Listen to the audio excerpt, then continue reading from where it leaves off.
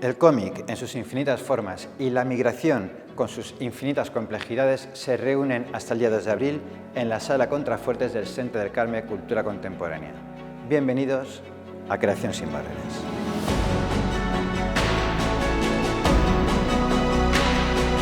El puerto de Burriana es el puerto que acoge a más barcos de rescate humanitario que operan en el Mediterráneo central.